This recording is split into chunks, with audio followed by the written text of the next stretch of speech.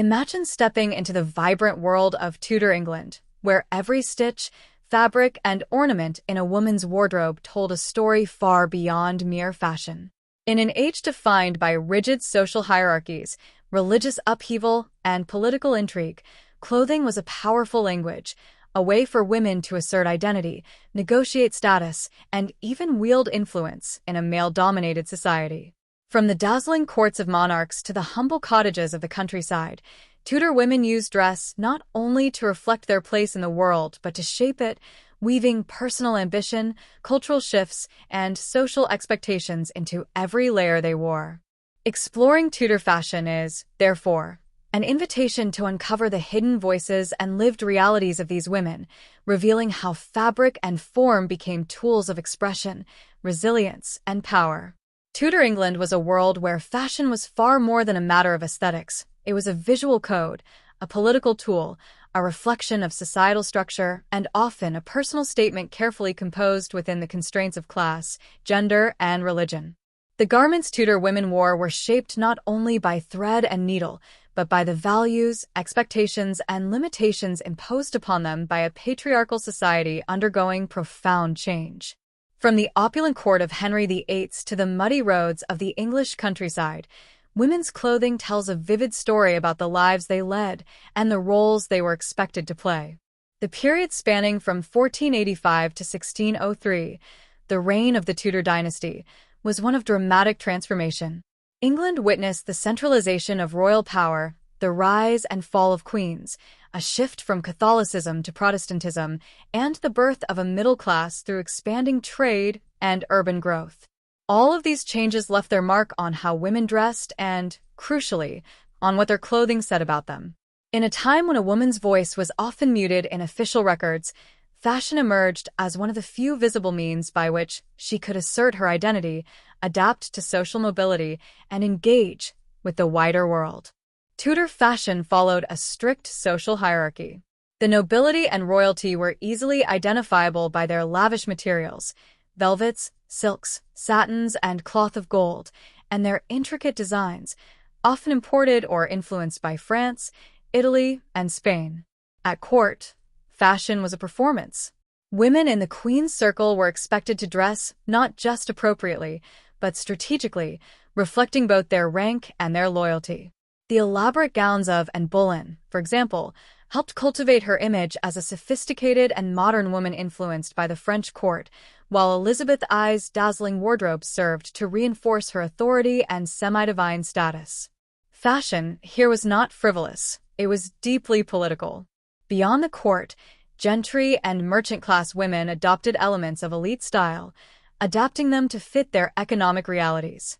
The growing access to luxury textiles through trade, such as fine wools, dyed linens, and imported silks, meant that women outside the nobility could participate in fashion trends to a degree that would have been impossible just a generation earlier. However, this also triggered anxiety among the elite, prompting the monarchy to pass increasingly strict sumptuary laws regulating who could wear what. These laws aimed to maintain visible class distinctions, but they also exposed the fluid and aspirational nature of fashion. Women from rising families often found clever ways to skirt these laws or interpret them to their advantage. In the countryside, practicality took precedence. Rural women needed clothing suited to work, weather, and repeated wear. Wool, homespun linen, and simple dyed fabrics formed the foundation of their wardrobes. Yet even these garments carried meaning through how they were layered, mended, passed down, or embroidered with personal touches. Clothing could be both a necessity and a form of cultural memory. In many families, garments were treasured as heirlooms or included in dowries and wills, emphasizing their value not just as clothing, but as economic and emotional assets. Religion was another powerful force shaping women's dress. As England transitioned from Catholicism to Protestantism and back again during the 16th century, the symbolism of modesty, piety, and moral clarity became central to how women dressed, especially among those affiliated with religious institutions or movements. The Reformation brought changes in expectations around female appearance, discouraging ostentation and promoting simpler, more godly styles. In contrast, the Counter-Reformation upheld the traditional use of rich vestments and ceremonial dress among Catholic elites. Clothing signaled one's spiritual alignment just as clearly as one's social class. What's especially fascinating about Tudor fashion is how layered and constructed women's garments were, both literally and symbolically. The female silhouette was shaped through an array of garments including smocks, stays, early corsets, farthingales, structured underskirts, busks, and multiple layers of sleeves, bodices, and gowns. These pieces weren't just about fashion. They were tools for controlling and presenting the female body in socially acceptable ways. At a time when a woman's virtue was visually policed, how she dressed influenced how she was perceived in terms of morality, fertility, discipline, and respectability. Accessories, too, played an essential role in this visual vocabulary. Gloves, pomander, girdles, and headdresses such as the French hood or English gable hood were carefully selected to signal one's rank, taste, or religious affiliation. Jewelry wasn't merely decorative, it was loaded with symbolism, often bearing initials, family emblems, or religious motifs. A necklace might commemorate a marriage alliance or signal loyalty to the monarch. A ring could be passed down through generations, tying women to their ancestors and lineage in a tangible way. Importantly, Tudor fashion was not static. Clothing evolved over a woman's lifetime, and so did its meaning. As girls transitioned into womanhood, their clothing marked these rites of passage. They learned to sew, embroider, and manage household wardrobes, skills that were essential not only to daily life, but to their role as caretakers of family status. Maternity, widowhood, and religious life each brought different expectations around dress. A widow in black was seen as both austere and respectable. A pregnant woman might wear loose gowns that signified her status as a mother-to-be, but still adhered to modesty norms. Tudor women, across class and geography, used clothing in complex and strategic ways. Whether aiming to gain favor at court, project piety in the face of religious upheaval, or simply stay warm through an English winter, their garments were imbued with meaning. In examining what they wore, how they wore it, and what rules governed these choices, we uncover a history that goes far beyond fashion. It's a story of negotiation, adaptation, expression, and survival. Today, the allure of Tudor dress remains powerful. From lavish costume dramas to detailed museum reconstructions, there's a fascination with the visual drama and historical richness of the period's clothing. But beyond the lace and embroidery lies something deeper, a record of lives lived within constraint, creativity in the face of control, and an enduring desire to be seen and remembered. Unveiling Tudor women's fashion means more than tracing the history of hemlines.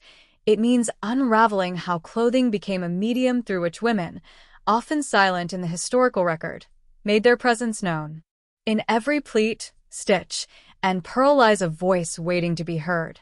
Tudor England, spanning from 1485 to 1603, was defined by intense social stratification, dramatic political and religious transformations, and growing interactions with continental Europe, all of which left distinct imprints on everyday life and especially on how people dressed. The society was rigidly hierarchical, with a person's birth determining nearly every aspect of their existence, from occupation to legal rights, education, and even what they could wear. At the top of this structure sat the monarchy, followed closely by the nobility, dukes, marquises, earls, and barons, whose status was often cemented by land, title, and proximity to the royal court. These aristocrats controlled vast estates, sat in parliament, and played significant roles in shaping national policy. Below them were the gentry, a class that included knights and country squires. Though not noble by blood, many among the gentry held local authority as justices of the peace and sheriffs, and they enjoyed a lifestyle that could rival lower-ranking noble families. Beneath the gentry lay the emerging class of wealthy merchants and professionals, lawyers, physicians, and wealthy tradesmen, particularly prominent in growing urban centers like London, Bristol, and Norwich. These individuals were often better educated and increasingly influential due to England's expanding commerce and the rise of capitalist enterprise. As England's economy shifted from a feudal model to a more market-driven one, the merchant class gained economic power, which they used to emulate the lifestyles and fashions of their social superiors. Below the merchants were the yeomen and husbandmen, independent farmers who worked their own land and maintained a modest but respected social position, particularly in rural communities. Finally, at the base of the pyramid were the laboring poor, tenants, and landless peasants, whose lives were characterized by hard manual labor, poor living conditions, and a constant struggle for subsistence. Their clothing was limited, practical, and dictated by necessity rather than fashion. Religion was perhaps the most volatile and far-reaching force in Tudor society. At the beginning of the dynasty, England was a Catholic nation with religious life firmly controlled by the Church of Rome. The Church influenced not only spiritual beliefs but also education, law, and daily conduct. Religious festivals, saints' days, and church attendance were central to the rhythm of life, and the clergy held substantial social authority. However, with Henry VIII's break from Rome in the 1530s, prompted by his desire to annul his marriage to Catherine of Aragon and Mary and Boleyn, England was thrust into a series of religious upheavals that would reverberate through society for decades. The English Reformation brought with it the dissolution of monasteries, the rise of Protestant doctrine, and bitter divisions between Catholics and Protestants. Under Edward VI, the country moved decisively toward Protestantism, while Mary I attempted to restore Catholicism, and Elizabeth I ultimately forged a Protestant settlement that defined the English Church for generations. These religious shifts had a tangible impact on daily life and especially on women's roles and appearance. Protestantism, for example, emphasized modesty, humility, and simplicity in attire, encouraging women to wear subdued colors and cover their hair more thoroughly, especially in public. Catholic traditions, while also valuing modesty, often allowed for more vibrant expressions of faith through ceremonial dress, jewelry with religious symbols, and richly decorated devotional items. The visual representation of piety, whether through black gowns during Elizabeth's reign or embroidered veils in earlier decades, was an essential way women communicated their spiritual identity, particularly in an age when literacy was not universal and sermons could be censored or inconsistent. Closely tied to religion and class were the sumptuary laws, which attempted to regulate who could wear what according to rank and income. These laws were designed not only to enforce social hierarchies, but also to uphold a moral vision of society in which people remained within their ordained place. For example, only royalty and the highest nobles could wear purple silk or cloth of gold, and certain fabrics and fur trimmings were restricted to specific income brackets. These regulations served to visually differentiate classes in public spaces, ensuring that even in the absence of formal titles, a person's attire revealed their social position. For women, these laws were doubly significant, as they were also judged on the moral propriety of their appearance. Wearing clothing considered too elaborate for one station, or too revealing, could invite criticism or punishment. However, enforcement was uneven, and many people found creative ways to bypass restrictions, such as through second-hand garments, subtle alterations, or gifts from higher-status patrons. In this stratified and faith-bound world, women's roles were largely shaped by patriarchal expectations that saw them primarily as daughters, wives, and mothers. Marriage was central to a woman's life, often arranged to secure alliances, dowries, or economic security. A woman's identity was closely tied to her family's honor and reputation, and her clothing was expected to reflect her chastity, humility, and readiness for domestic responsibilities. For elite women, fashion was also a tool of visibility and influence. Dressing appropriately at court could secure favor, project loyalty to the crown, and even affect marriage prospects. Noble women were expected to maintain appearances that aligned with the image of a virtuous lady, balancing opulence with restraint. In the middle classes, women were often partners in their husband's trade or business, contributing to household income and sometimes managing accounts, inventories, or even apprentices. Their clothing reflected their dual role as domestic caretakers and economic contributors. The use of aprons, bodices, and work-appropriate gowns allowed for practicality while still showing respectability. Rural women, meanwhile, worked in the fields, tended livestock, and managed homes with limited resources. Their clothes were designed for function, often homespun or pieced together from older garments, and handed down through generations.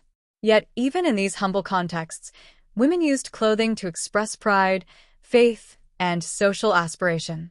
Despite this emphasis on social roles and constraint, the influence of court culture reached far beyond the palace walls. The royal court was not only a political center but also a trend-setting hub of art, language, music, and fashion. What the queen wore one day often inspired copies among ladies-in-waiting, noble women, and eventually those in lower strata eager to imitate the elite. The styles and preferences of monarchs, such as Elizabeth I, were particularly influential. Her elaborate gowns, ruffs, pearls, and signature colors became iconic and widely emulated. Through royal progresses, journeys made by the court across the country, the Queen's wardrobe became a mobile display of power and inspiration. Even in rural villages, tales of the Queen's dress or a noblewoman's new fashion might spread through word of mouth, paintings, or rare illustrated videos. Foreign relations also played a vital role in shaping Tudor fashion, particularly among the upper classes. Alliances and marriages with foreign powers brought in not only political ties but also new styles, fabrics, and customs. The marriage of Catherine of Aragon to Henry VIII introduced Spanish styles into the English court, including the Spanish farthingale, a stiff underskirt that shaped the silhouette of noble women's gowns.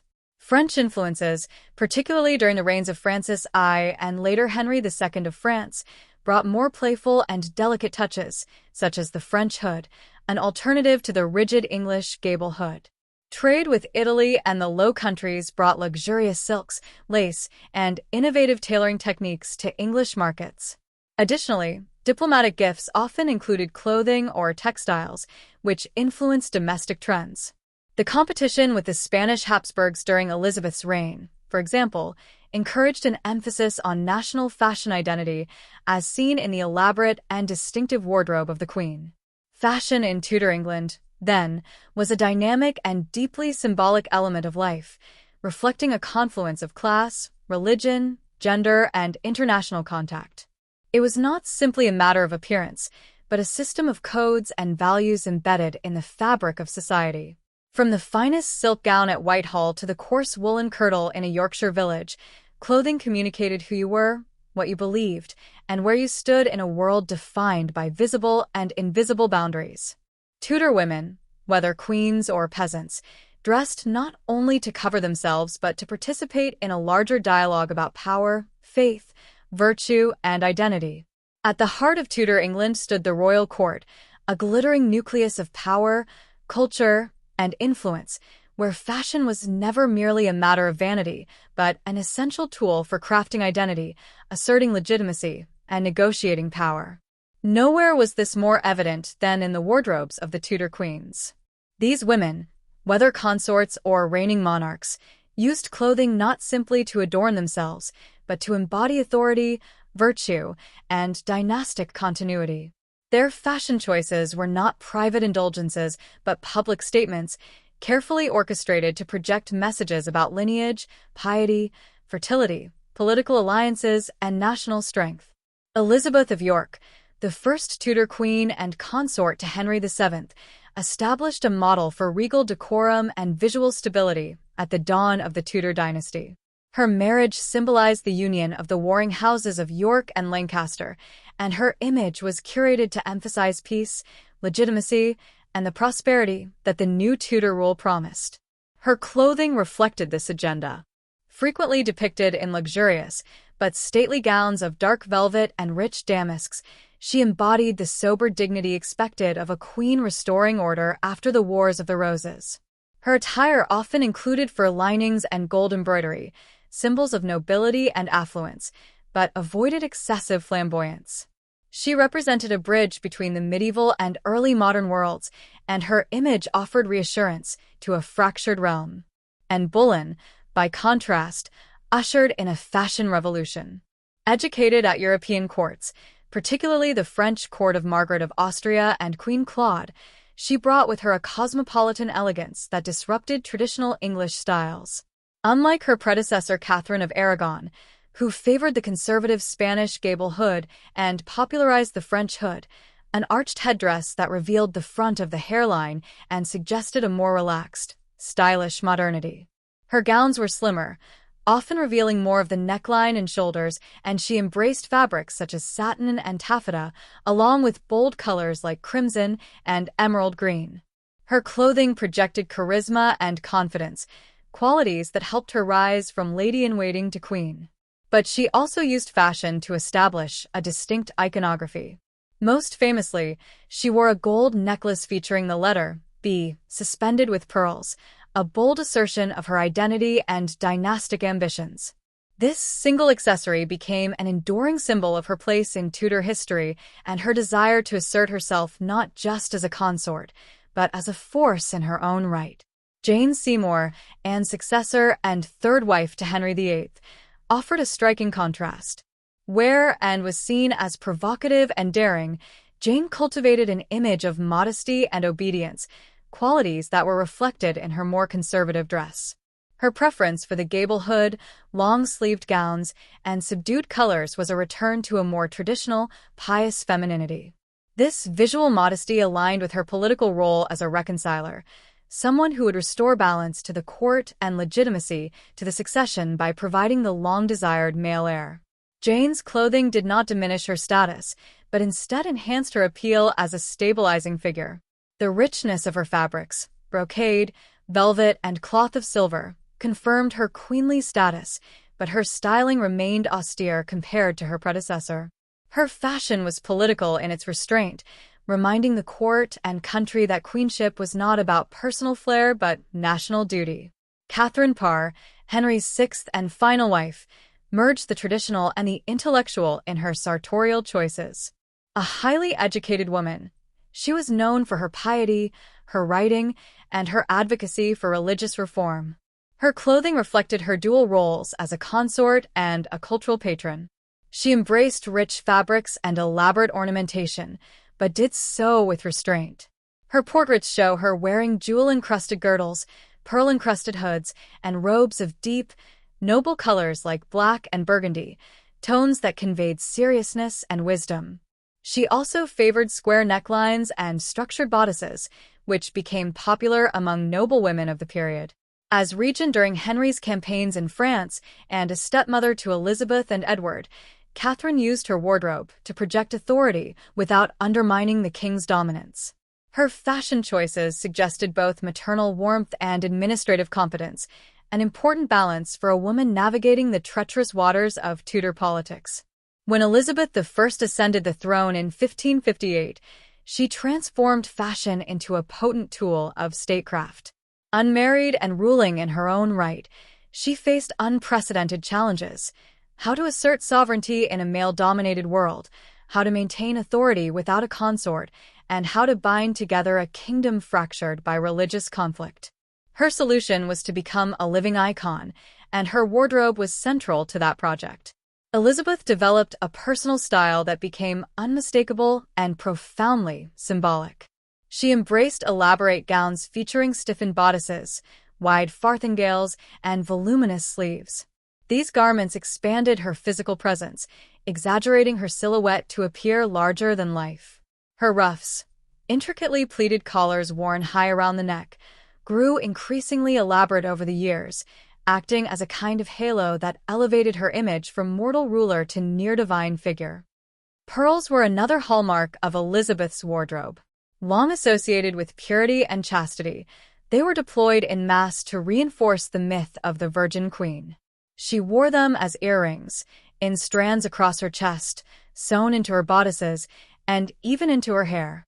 In doing so, she wove together personal branding with religious and political symbolism. Her gowns also featured iconographic embroidery: snakes for wisdom, eyes and ears for omnipresence, suns for majesty. Each outfit was a visual manifesto. Elizabeth's control over her image extended to strict regulation of her ladies-in-waiting. No one was to dress more extravagantly than the Queen, and any attempt to overshadow her, like that of Lettice Knowles, was met with social banishment or royal displeasure. In Elizabeth's court, clothing was not simply personal expression, it was diplomacy, propaganda, and control. The materials that made up these royal wardrobes were as meaningful as the styles themselves. The Tudor court had access to the finest luxury textiles available, often sourced through elaborate trade routes stretching from Italy to the Ottoman Empire. Velvets, often dyed in rich jewel tones, conveyed weight and wealth. Silks were favored for their sheen and drape, and were often woven with intricate patterns or shot with gold and silver threads. The most prestigious garments used cloth of gold, a fabric literally woven with gold wire, and were worn during coronations, diplomatic receptions, and significant state events. Furs such as ermine, lynx, and sable-lined winter garments and were symbols of elite status, their use strictly controlled by sumptuary laws. Lace, introduced from Flanders and Italy, became increasingly popular, particularly in cuffs and collars, reflecting both feminine delicacy and affluence. The making of these garments was a highly skilled and collaborative process, involving tailors, embroiderers, lace-makers, silk women, and dyers. Royal wardrobes had entire teams responsible for creating and maintaining the Queen's clothing. These artisans, many of whom were women, worked under the oversight of the mistress of the robes or the keeper of the wardrobe. Designs were influenced not only by local tradition but by foreign trends, often filtered through ambassadors, foreign consorts, and imported pattern videos. The Spanish farthingale, a hooped underskirt that gave Tudor gowns their distinctive conical silhouette, was introduced during Catherine of Aragon's tenure and remained a fixture in court fashion for decades. French tailoring offered softer, rounded styles and more open necklines, while Italian innovations influenced sleeve construction and ornamentation. These external styles were not adopted wholesale but adapted to fit English tastes and political needs, resulting in a uniquely Tudor aesthetic that fused native and foreign elements. Fashion was also central to diplomacy in the Tudor court. When ambassadors were received or foreign dignitaries visited, the Queen's appearance was carefully orchestrated to impress and intimidate. Clothing became a visual language used to assert England's power and sophistication. Gifts of clothing and textiles were common in diplomatic exchanges, often serving as tokens of goodwill or subtle assertions of superiority. Marriage negotiations, particularly those involving Elizabeth I, were filled with symbolic references to fashion. When Elizabeth was courted by the Duke of Anjou or the Archduke Charles, her wardrobe choices during their ambassadors' visits were calculated to communicate openness, caution, or rejection, sometimes simultaneously. During royal progresses, where the monarch traveled through the countryside, Elizabeth used fashion to reinforce her divine right to rule. Her clothing would outshine anything the local gentry could muster, affirming her status as sovereign over all. Even in death, the fashion legacy of Tudor queens continued to influence English culture. Effigies, funeral monuments, and posthumous portraits preserved their visual identities for generations. The portraits of Elizabeth I, particularly the Armada portrait and the Rainbow portrait, became templates for royal iconography long after her reign. These images, laden with symbolism, reiterated the power of clothing to craft a political mythology. Her successors, notably James I and Charles I, inherited not only her throne but also her sense of fashion as performance, though none would match her mastery. Tudor court fashion was thus far more than elegant dress. It was a system of signs, a strategic language of power, and a tool of survival. Queens navigated volatile environments where one misstep in marriage, religion, or loyalty could prove fatal. Their clothing was their armor and their canvas. Through silks, jewels, embroidery, and silhouette, they wrote themselves into history, not just as royal consorts or figureheads, but as creators of culture and symbols of their age. The legacy of their style endures, not just in museum collections and films, but in the way we understand the visual codes of authority and femininity even today. In Tudor England, noble attire was more than a display of wealth or taste. It was a visible manifestation of status, gender, politics, and power. Clothing for elite women was constructed in deliberate, intricate layers, each element reinforcing a societal expectation or ideal. From the most intimate underpinnings to the rich outer gowns and symbolic accessories, every aspect of a noblewoman's wardrobe was crafted to convey her place in the world. These garments were not only meant to enhance beauty or provide coverage, but also to structure the female body into a silhouette that reflected the values of Tudor culture: modesty, control, fertility, and social obedience, cloaked in grandeur. At the core of noble dress was a set of foundational undergarments that shaped the entire outfit, both physically and conceptually. The first of these was the chemise, also called a smock, a loose linen garment worn next to the skin. Though never intended to be seen, the chemise was essential. It absorbed sweat and body oils, protecting the more expensive outer garments from soiling, and could be changed and laundered regularly in an era when cleaning gowns was difficult and costly. The fabric was typically fine linen for the wealthy, sometimes delicately embroidered at the neckline or cuffs, especially if the edges were to peek out from a gown or sleeve slit.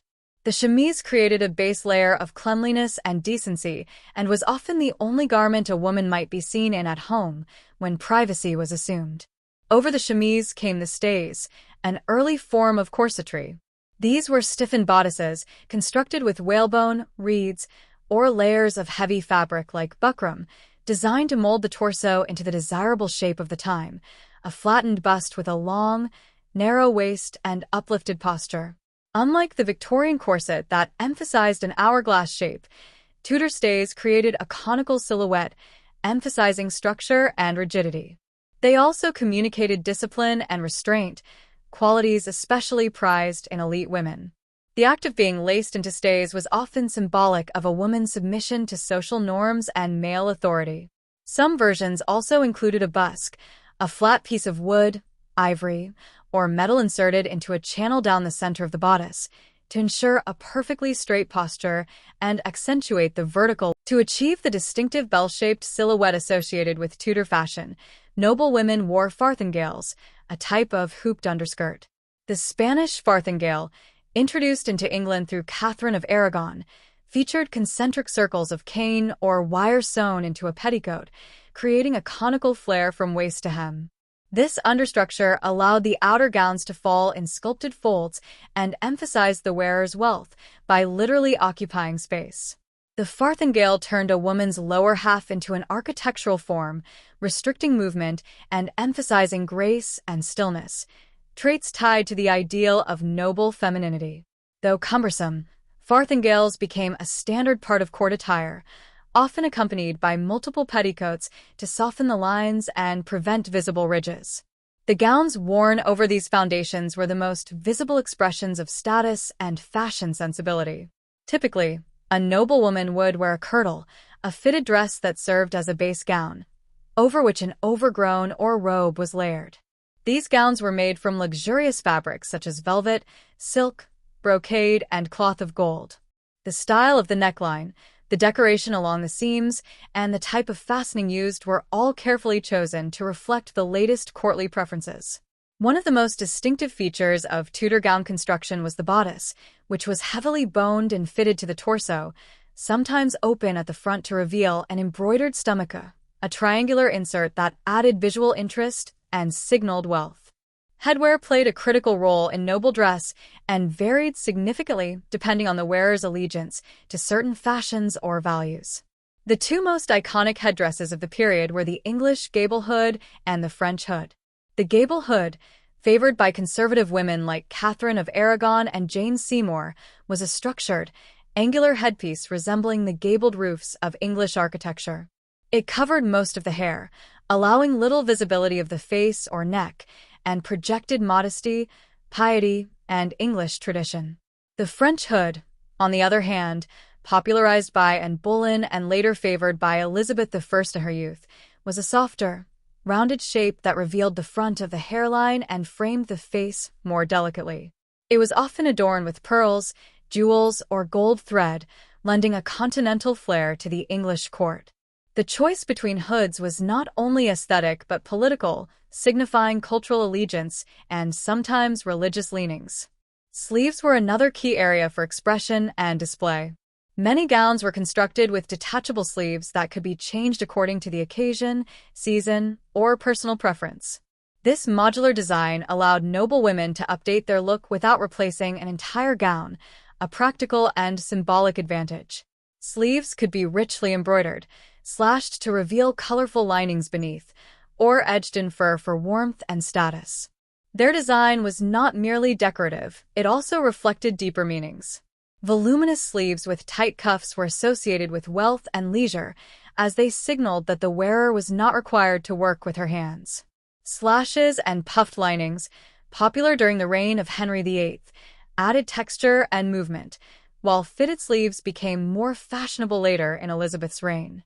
Accessories further enhanced the visual impact of noble attire and often held symbolic or personal meaning. Gloves, made of soft leather or embroidered silk, were a sign of refinement and gentility. They were perfumed, gifted, and even used in courtship and political rituals. Fans, often feathered or painted, were carried both for practical cooling and as gestures of flirtation or command.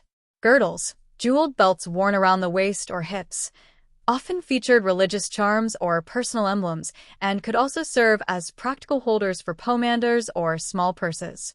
Pomanders were scented balls made of gold or silver, filled with spices or herbs, worn or carried to mask unpleasant odors and to protect against disease, in line with the miasma theory of illness. Jewelry played an especially powerful role in noble women's lives. It was both decoration and declaration. Pearls, again, were prominent, associated with purity, virginity, and noble blood. Rubies symbolized passion and protection. Sapphires stood for wisdom and divine favor. Gold was ubiquitous, often engraved or enameled with mottos or religious texts. Rings, necklaces, earrings, and brooches were not only family heirlooms, but political messages. Portraits of queens and noblewomen often included specific pieces of jewelry chosen to convey loyalty to the crown, dynastic connections, or religious devotion. Lockets might contain miniature portraits or relics, acting as personal charms and political statements. Jewel wearing was also governed by sumptuary laws that regulated what kinds of stones and metals different classes could wear, making the presence of certain adornments immediately recognizable indicators of rank. Hair and makeup, though less emphasized in public discourse, were also carefully managed among the nobility. A woman's hair was regarded as a symbol of her virtue and marital status. Young unmarried women wore their hair loose or in simple braids, often adorned with ribbons or small jewels. Married women and widows were expected to cover their hair in accordance with modesty and religious expectations. However, within the court, where appearance was essential, hair was often styled intricately beneath hoods or caps. Wigs were used to add volume or conform to the fashion of the moment, particularly among older women or those dealing with thinning hair due to illness or overuse of cosmetics. Makeup in the Tudor period was subtle but intentional. Pale skin was idealized as a sign of nobility, suggesting that a woman did not labor outdoors. This standard led to the use of white lead-based face powders, despite their toxic properties. Rouge made from crushed flowers or berries was sometimes applied to cheeks and lips, though sparingly. Eyebrows were plucked to achieve a high forehead, which was considered a mark of intelligence and refinement. Elizabeth I, in particular, was known for her porcelain complexion, carefully maintained with layers of white paint and powder. Her image, meticulously controlled, became the national ideal of beauty, one tied explicitly to political stability and cultural identity. Altogether, the wardrobe of a Tudor noblewoman was not merely clothing, but a layered performance of power, constructed with artistry and loaded with meaning. Each garment and accessory reinforced her social standing, cultural allegiance, and personal story. The silhouette she inhabited, shaped by bone stays, farthingales, and jeweled girdles, was not just a product of fashion but a visual proclamation of her place in the Tudor world. Her headdress declared her sophistication or her conservatism.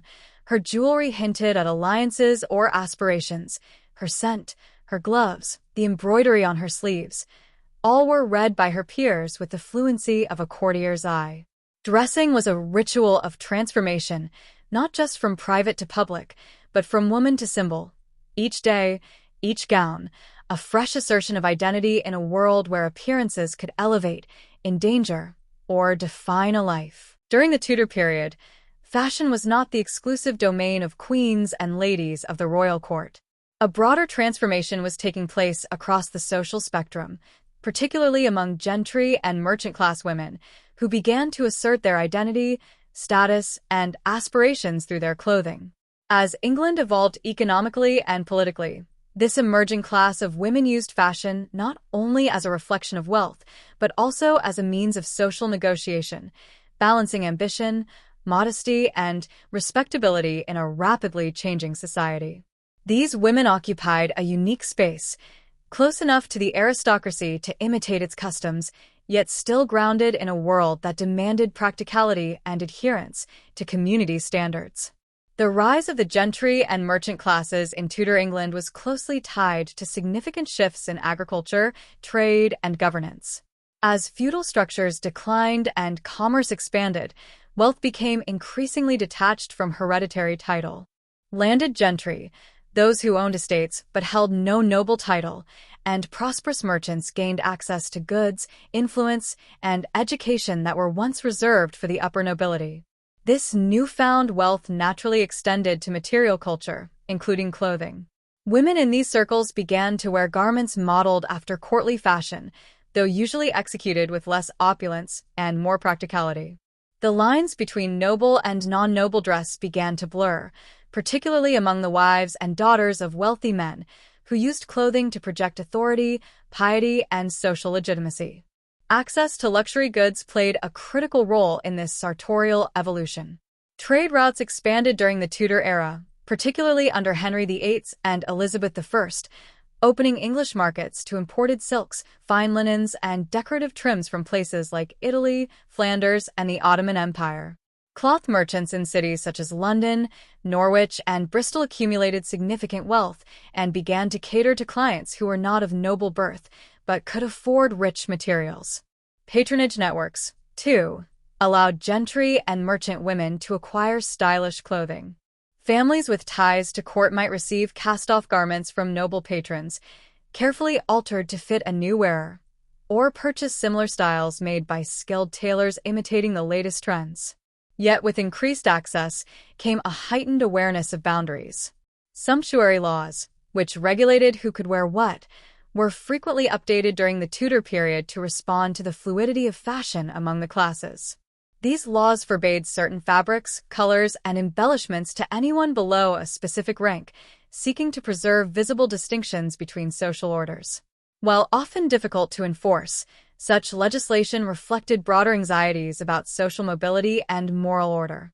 Women of the gentry and merchant class, in particular, walked a fine line between fashion and transgression.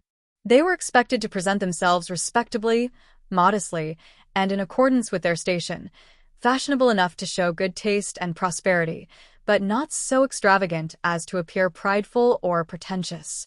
This tension was especially pronounced in relation to moral and religious values. Protestant ideals, particularly during the reign of Elizabeth I, emphasized modesty, sobriety, and industriousness as virtues for women. Clothing, then, became a moral language. Gentry women might choose darker colors and simpler lines, not only because they were less costly, but because they symbolized humility and godliness. High collars, closed bodices, and full sleeves conveyed chastity and self-restraint, even when made from expensive materials. The image of the godly matron became an aspirational model, well-dressed but never ostentatious, fashionable but always virtuous. For merchant wives, this balance was even more crucial, as their appearance reflected not only personal character but also the reputation and credit of their households. Regional variation also shaped the ways in which non-noble women dressed. In the urban centers of southern and eastern England, where international trade was most active, gentry and merchant women were quicker to adopt continental fashions. Cities like London and Norwich, bustling with imported goods and skilled artisans, fostered an environment where stylish clothing could flourish. In such places, women were more likely to be seen wearing tailored gowns, stiffened bodices, imported lace, or even modest versions of fashionable hoods worn at court. In contrast, rural regions and northern areas of the country, more isolated and traditional, retained older styles for longer. Women there might still wear simpler woolen gowns with linen coifs or flat caps, garments that emphasized utility over display. Nevertheless, even in these areas, wealthier women took pride in their appearance and incorporated as much fashion as their means and environment allowed. Visual culture offers some of the most vivid evidence for understanding how gentry and merchant-class women dressed. Portraiture, while more common among the nobility, increasingly featured non-noble subjects during the late Tudor period. Painted likenesses of gentry women, commissioned to commemorate marriage, motherhood, or inheritance, reveal much about their clothing choices and social identities. These portraits often depict women in dark silk or wool gowns, trimmed with fur or embroidered with floral motifs, wearing small caps or modest French hoods. Jewelry is usually limited to a cross or pendant, often worn on a black cord, emphasizing both wealth and piety. Hands are sometimes adorned with rings, but the overall presentation is one of restraint and dignity. Such portraits were not only personal keepsakes but public statements. They affirmed the sitter's respectability, lineage, and adherence to cultural ideals. For women whose lives were otherwise undocumented, these images offer insight into how fashion intersected with gender and class. One can see in these portraits the careful navigation between ambition and propriety, the subtle aspiration encoded in a choice of sleeve or ruffle. The sitters often appear serene and composed, their clothing carefully arranged to project a harmonious blend of taste and virtue. It is also important to note that clothing for these women was often a collaborative and domestic process. While the aristocracy employed professional tailors and embroiderers, many gentry and merchant households relied on in-house labor. Women themselves might participate in sewing or embroidering garments, sometimes alongside female servants or seamstresses hired for specific tasks. This hands-on relationship with clothing reinforced its moral and emotional significance. A gown was not just a garment. It was the product of skill, patience, and often maternal or communal effort. Girls were taught needlework from a young age, and the ability to create and maintain clothing was part of a woman's preparation for adult life. Even wealthier households that could afford outside help still placed high value on thrift and domestic management. As the 16th century progressed, gentry and merchant women increasingly asserted their presence in cultural life, and fashion was one of the most visible arenas in which this assertion took place. Their clothing marked them as part of a new and influential class, ambitious, literate, and morally upright. Unlike the spectacle of court dress, which dazzled with its excess, their attire conveyed seriousness, order, and a quiet confidence. These women did not simply mimic the nobility. They adapted elite fashions to fit the demands of a life grounded in community, commerce, and faith. At the same time, their evolving appearance also contributed to broader shifts in English society. As the visual distinctions between classes grew more nuanced, clothing began to serve more as a continuum than a boundary. This created space for individual expression within the constraints of social expectation. A gentry woman's dress could suggest her learning, her family's prosperity, or her husband's civic role. It could hint at her religious leanings or political sympathies. Clothing became a kind of soft language, spoken daily in the choices of fabric, cut, color, and accessory. Fashion among Tudor England's gentry and merchant-class women offers a rich and often overlooked narrative of aspiration, discipline, and cultural participation. These women used clothing to negotiate a complex world, one that demanded modesty but admired refinement, one that regulated dress but rewarded ingenuity, one that judged appearances harshly but offered advancement through the same. Their wardrobes were not simply reflections of personal taste or social conformity. They were tools of survival, performance, and legacy in a world where identity was both made and measured by the body dressed. Through their garments, these women articulated who they were and who they hoped to become, leaving behind a visual and material legacy that continues to speak from portraits, wills, inventories, and needlework passed down through generations. In Tudor England, The countryside formed the foundation of the nation's economic and social life, and the women who lived and worked there were central to this world. Their clothing was defined less by fashion in the courtly or urban sense and more by function, necessity, and deeply rooted tradition. While noble women and wealthy urban dwellers could afford garments to convey refinement or status, rural women clothed themselves according to the demands of their environment, their labor, and their limited resources. Even so, they were not untouched by broader cultural shifts, and aspirations toward respectability and modest beauty still informed their choices. The clothes they wore told the story of hard work, frugality, and family continuity, stitched with care and passed down through generations. The primary consideration for rural women in choosing or making their garments was practicality. Their clothing had to endure the rigors of physical labor, field work, household chores, animal care, and seasonal tasks like spinning, brewing, or preserving food. Durability, warmth, and ease of movement shaped the structure of each item, often leading to simpler silhouettes than those seen in wealthier circles. However, even among peasant or yeoman families, clothing was not purely utilitarian. Personal pride, social standing within the village, religious piety, and modest aspirations to respectability influenced the way women dressed.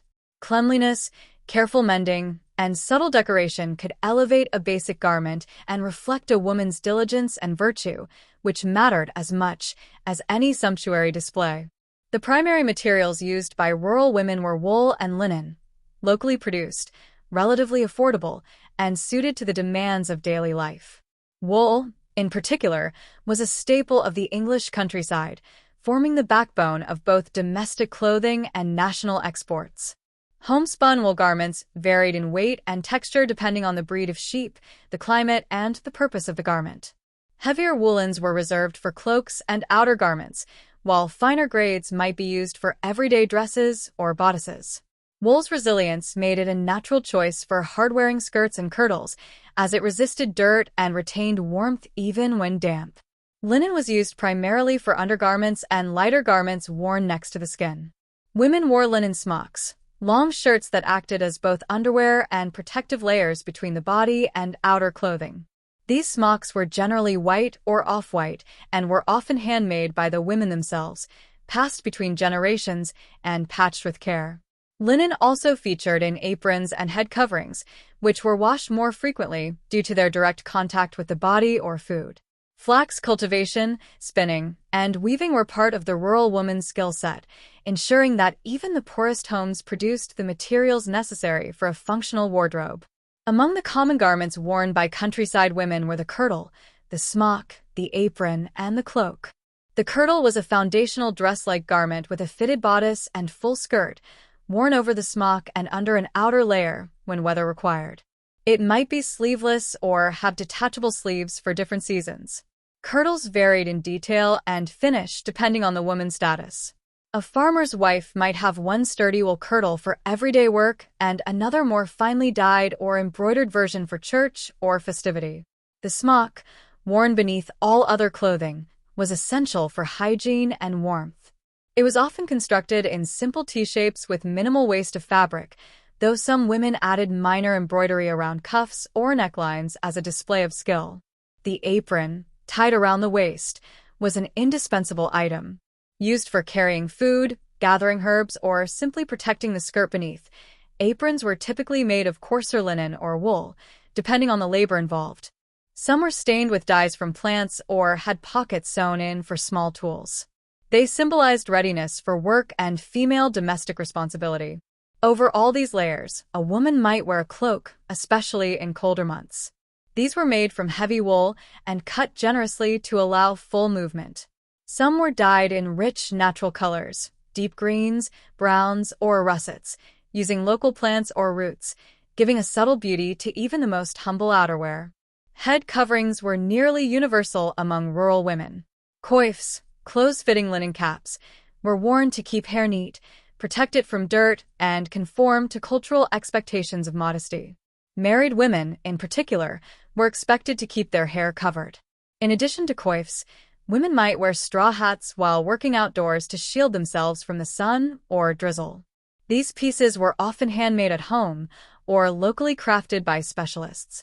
While a noblewoman's headdress might be adorned with pearls or lace, the rural woman's coif was appreciated for its simplicity and cleanliness, reflecting her station and commitment to propriety. Rural fashion also had to respond to the seasons. Women adapted their clothing through strategic layering, ensuring comfort and protection throughout the year. In colder months, smocks were doubled, petticoats increased in number, and woolen cloaks and hoods became essential.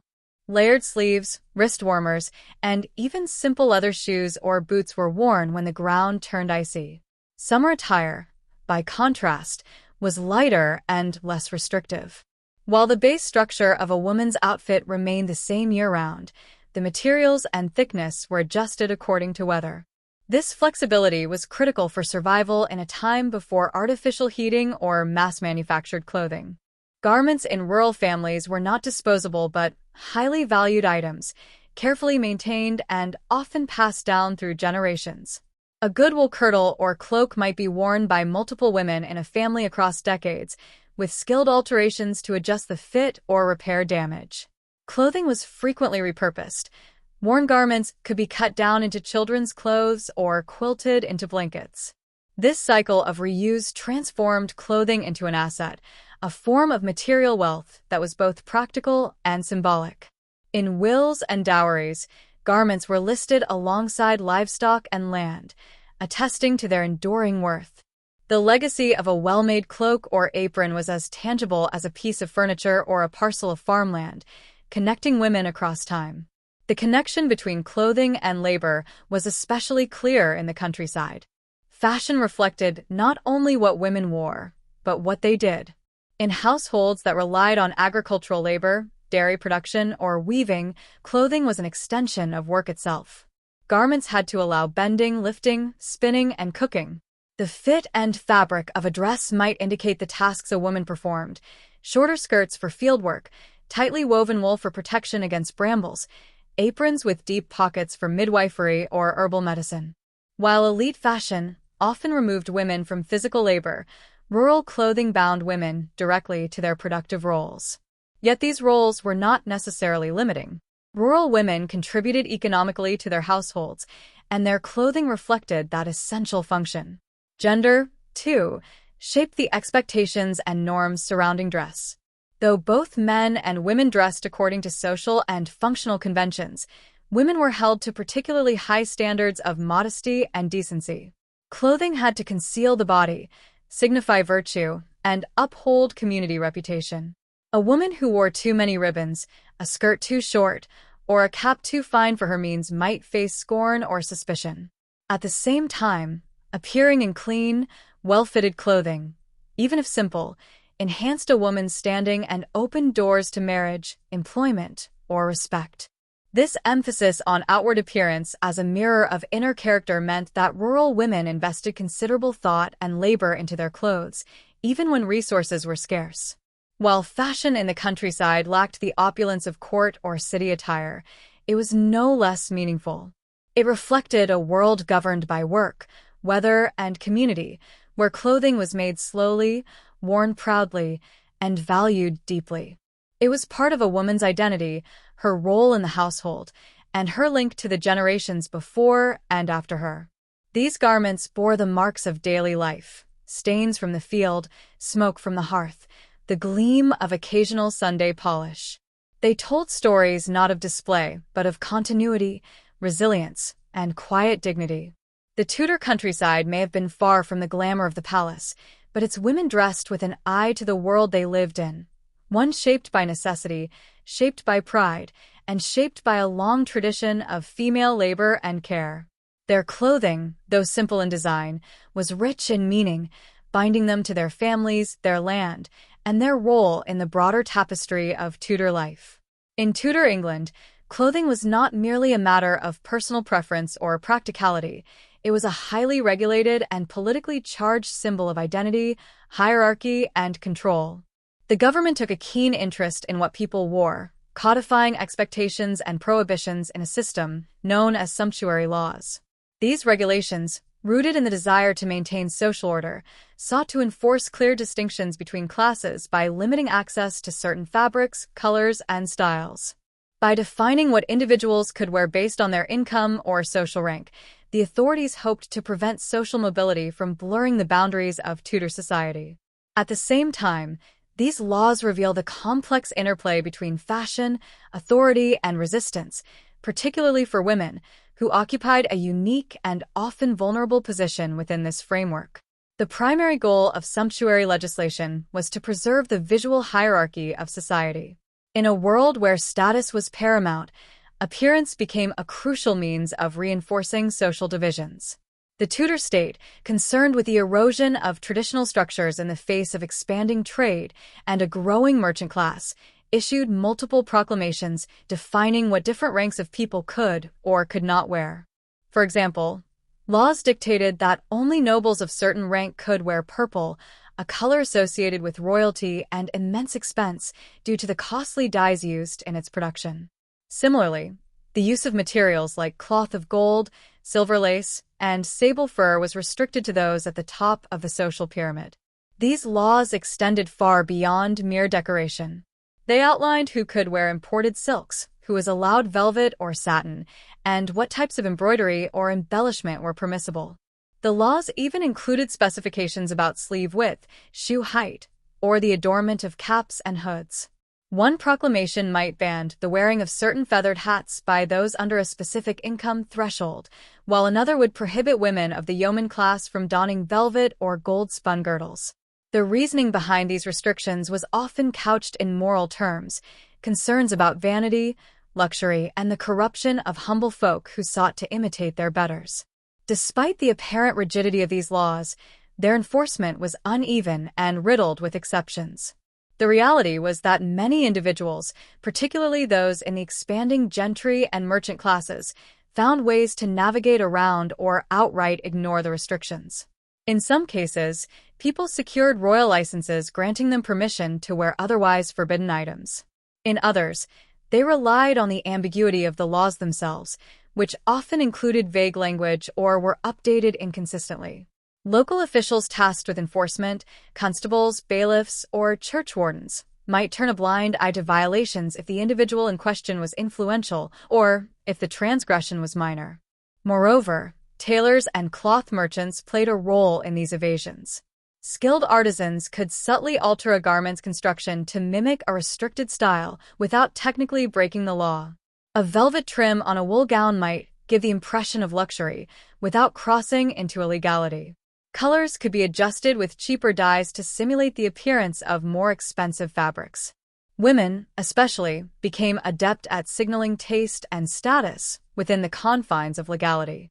A widow, for instance, might use rich black dyes to convey respectability and wealth without risking accusations of extravagance. While many individuals quietly bent the rules, others used fashion to actively defy them. Clothing could become a form of rebellion, especially among young people and urban dwellers who are more attuned to trends and novelty. Dressing above one's station could be a provocative act, an assertion of personal worth, ambition, or challenge to authority. This was particularly threatening to the establishment, as it undermined the visual cues that underpinned social control. If a merchant's wife could dress like a gentlewoman, or if a prosperous farmer's daughter wore a gown worthy of a lady-in-waiting, the perceived natural order of society was thrown into question. Court records from the period provide vivid examples of the consequences for those who overstepped the sartorial line. In some cases, women were summoned before local justices or ecclesiastical courts for wearing clothing deemed inappropriate for their status. Punishments ranged from fines and public reprimands to confiscation of garments. There are accounts of servants appearing in court for dressing in silk or lace, or of artisan wives chastised for wearing imported veils or embroidered bodices. Though the severity of enforcement varied by region and time, the underlying message was consistent. Clothing must reflect one's station, and deviations from that expectation could be interpreted as arrogance or moral failing. These legal interventions into dress were not only about maintaining class distinctions, they also functioned as a form of gender control. For women in particular, what one wore was closely linked to assumptions about virtue, obedience, and femininity. A woman seen to dress above her place might be viewed not only as presumptuous, but as sexually suspect or morally lax. This made navigating the sumptuary landscape especially fraught for women, whose social and legal identities were already constrained by patriarchal norms. Clothing was one of the few visible means by which they could assert autonomy or status, and that very visibility made them vulnerable to scrutiny. Yet many women proved resourceful in maneuvering these constraints. They expressed individuality through the fine details of their attire, subtle patterns, hand-stitched embellishments, or the careful selection of accessories. A modest linen coif might be edged with delicate lace. A homespun gown could be adorned with colored thread or a brooch passed down from a mother. These choices communicated identity, taste, and familial pride without overtly challenging legal boundaries. Widows and married women, often enjoying slightly more social freedom, used mourning dress or marital status as a shield to wear richer garments, especially in black or gray, colors associated with sobriety and respectability. Clothing thus became a delicate performance, particularly for women of the gentry or prosperous mercantile class. They had to balance the desire to appear fashionable and dignified with the need to avoid accusations of overreaching. Some women skillfully invoked their husbands' or fathers' status to justify their dress. Others relied on the ambiguity of terms like gentlewoman, which could be claimed more freely as definitions of class began to shift. In a society increasingly shaped by commerce and education, where wealth and refinement were not always inherited but earned, clothing served as both tool and trap, used to claim legitimacy, but also a target of suspicion. Even within elite circles, anxiety over clothing blurred the lines between appearance and reality. Noble women themselves were not always immune from critique. If a high-born lady gave her cast-off dress to a waiting woman or laundress, and that garment was worn publicly, it could spark complaints from neighbors or local authorities. This further underscores how clothing, even when passed down or gifted, retained its power to disrupt social norms. The visibility of wealth on a body not deemed worthy of it was always politically charged. Over time, the enforcement of sumptuary laws waned, in part because they became increasingly difficult to uphold in the face of economic change. As England's economy grew more dynamic and mobile, and as trade flourished under Elizabeth I, the sheer variety and availability of goods made it impossible to police fashion as rigorously as before. Additionally, the growth of the gentry and the increasing importance of commerce challenged the premise that rank was fixed and visible. What one could afford to wear no longer always matched what the law said one could wear. This disjunction eroded the effectiveness of sumptuary laws and shifted the conversation from legality to taste, propriety, and moral example. Nonetheless, the legacy of these laws lingered in attitudes toward dress and social presentation. The impulse to regulate what people wore did not disappear. It simply shifted from royal edicts to social convention and religious pressure. Fashion continued to serve as a battleground over identity, status, and power, and women remained at the center of this struggle, negotiating their visibility and respectability in ways that spoke volumes about the gender dynamics of Tudor society. Sumptuary laws, though seemingly concerned with clothing, were ultimately about governance, about who belonged where, who had the right to aspire, and how the state could manage change through symbols. For women, whose lives were often dictated by roles imposed upon them, fashion was one of the few avenues through which they could shape their public image. In navigating these legal and social constraints, Tudor women showed not only their awareness of the rules, but their capacity to interpret, manipulate, and sometimes defy them, all with a needle, a hemline, or a carefully chosen ribbon. The religious upheavals of the Tudor period profoundly influenced every aspect of life, and fashion was no exception. As England moved from Catholicism to Protestantism during the Reformation, the way women dressed became a visible marker of their spiritual beliefs, social affiliations, and even political loyalties. Clothing took on new layers of meaning, serving not only as an expression of personal taste or social status, but also as a public declaration of faith and morality. These religious shifts introduced new ideas about modesty, piety, and appropriate female appearance, reshaping the wardrobes of women across all classes, from nuns and widows to the wives of merchants and noblewomen. Before the Reformation, female dress was closely linked to the Catholic Church's ideals of virtue and submission. Modesty was paramount, and clothing was expected to cover the body thoroughly as a sign of humility before God. Religious women, especially nuns, wore habits that symbolized their renunciation of worldly vanity and their total dedication to spiritual life. These habits were simple, typically made from coarse fabrics in muted colors, designed to eliminate distraction and emphasize the wearer's religious commitment. Widows, too, often adopted mourning attire that reflected piety and restraint, wearing dark or black clothing as a visual sign of their grief and moral seriousness. With the advent of the English Reformation under Henry VIII and the establishment of the Church of England, these expectations began to evolve. Protestantism emphasized personal faith and a direct relationship with God, reducing the importance of ritual and the external trappings associated with Catholic worship. However, this theological shift did not diminish the role of clothing as a symbol of piety. Instead, it transformed it. Modesty remained central, but it was now also a way to demonstrate alignment with Protestant values, which included an emphasis on simplicity, sobriety, and moral rectitude. Women's dress came under increased scrutiny as a way to signal spiritual allegiance. Those who continued to adhere to Catholic customs might maintain certain styles, such as more elaborate headdresses or richer fabrics, that Protestant reformers viewed as ostentatious or even sinful. Conversely, Protestant women often adopted more restrained styles, favoring plainer fabrics, subdued colors, and minimal ornamentation to demonstrate their commitment to a reformed, purer faith.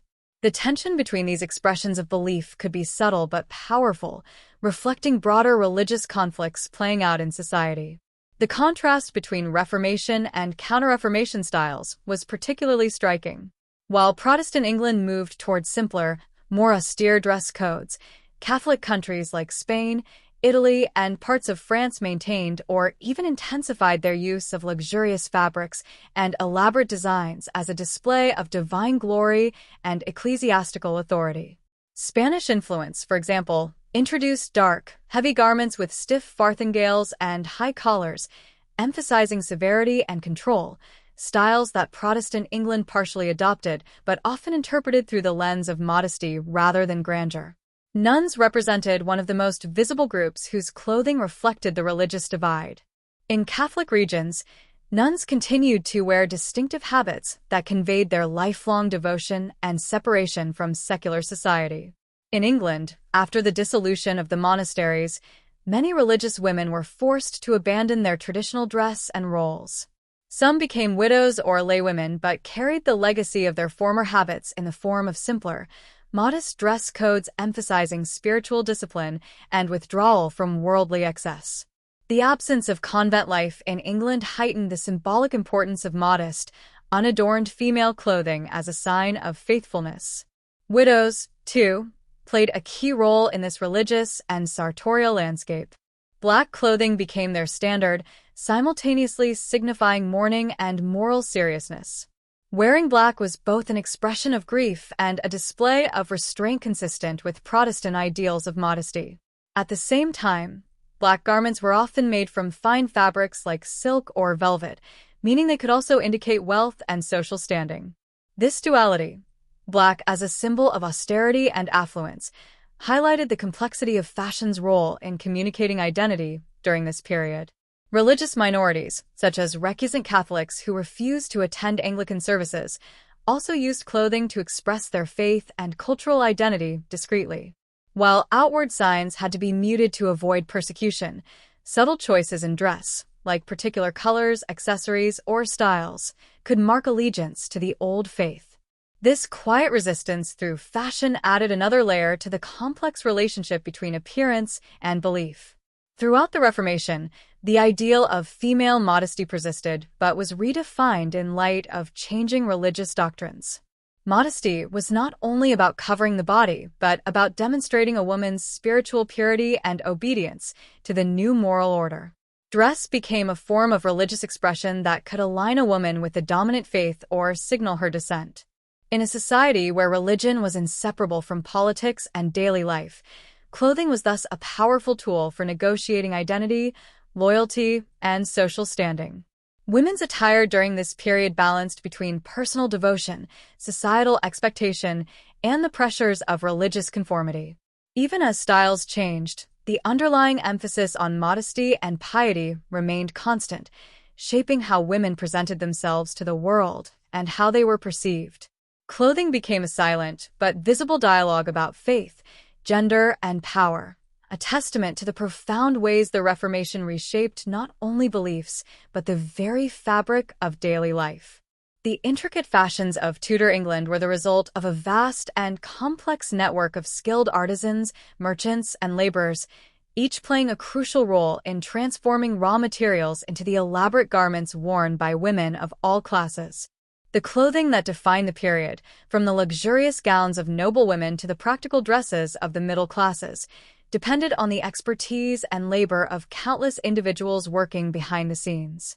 These makers, including seamstresses, tailors, embroiderers, and laundresses, formed the backbone of the fashion industry and were integral to the social and economic fabric of Tudor society.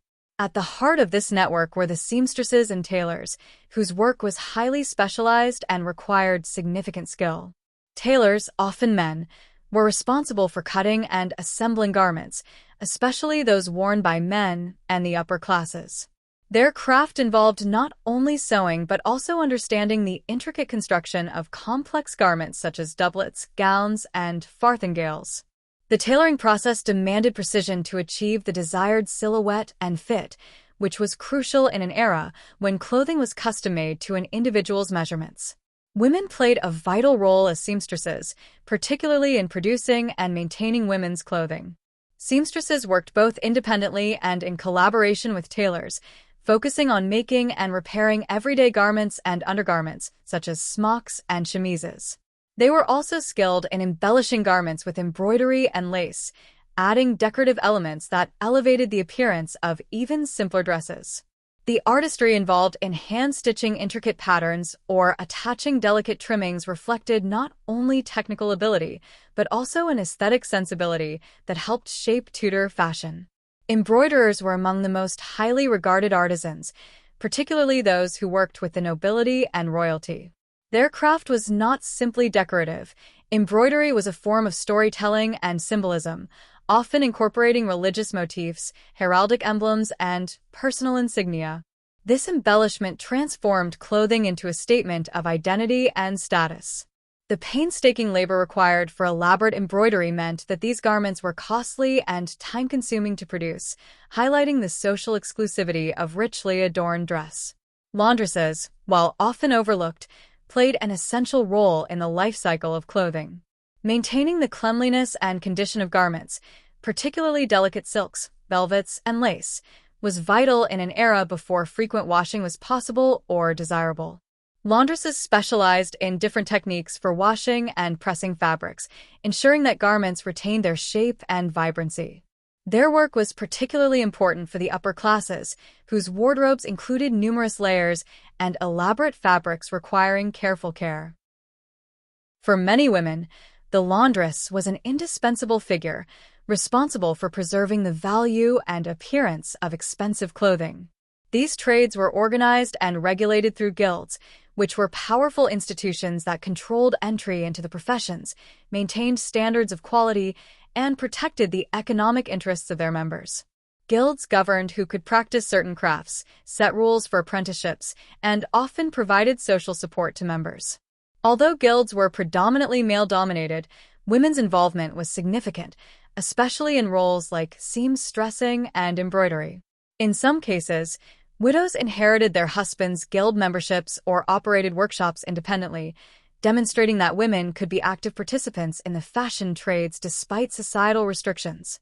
The presence of guilds ensured a certain level of professionalism and quality in the production of clothing, which was critical in a society where garments were expensive and often passed down through generations.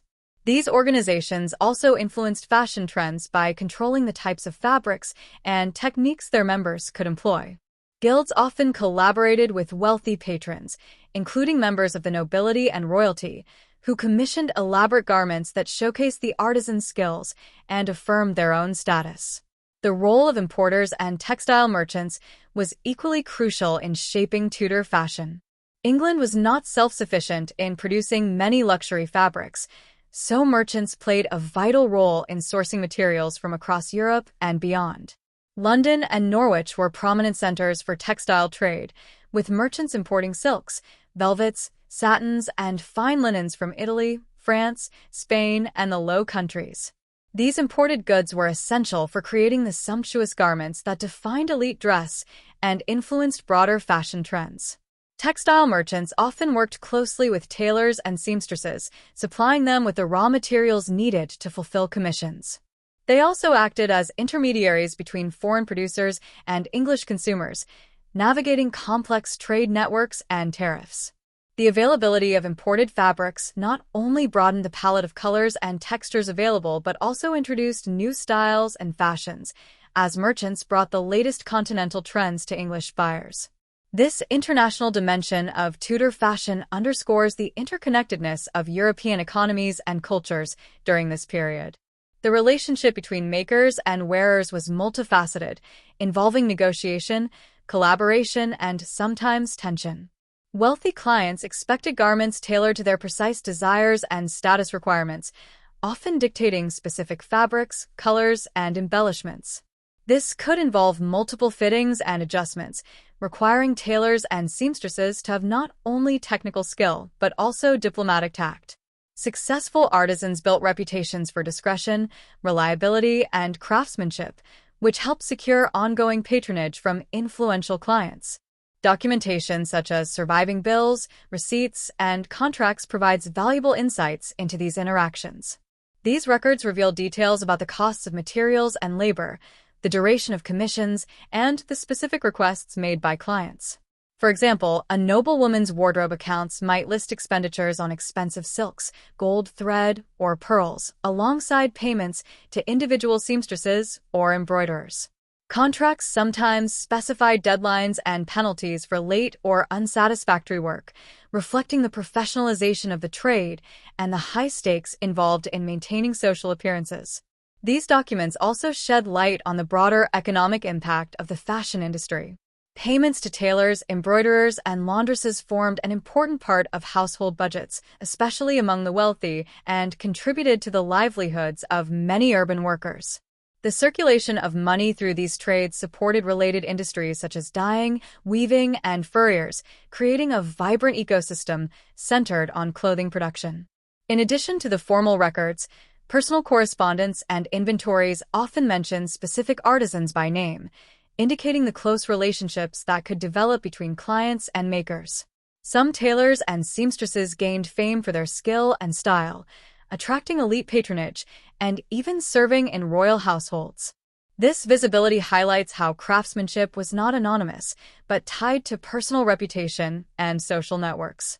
Moreover, the labor involved in making Tudor clothing was physically demanding and required considerable knowledge of fabrics, patterning, and sewing techniques.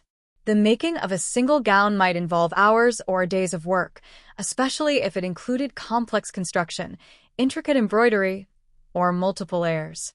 Tailors and seamstresses needed to master a range of skills, from measuring and cutting to hand-stitching and fitting, that combined artistry with practical expertise.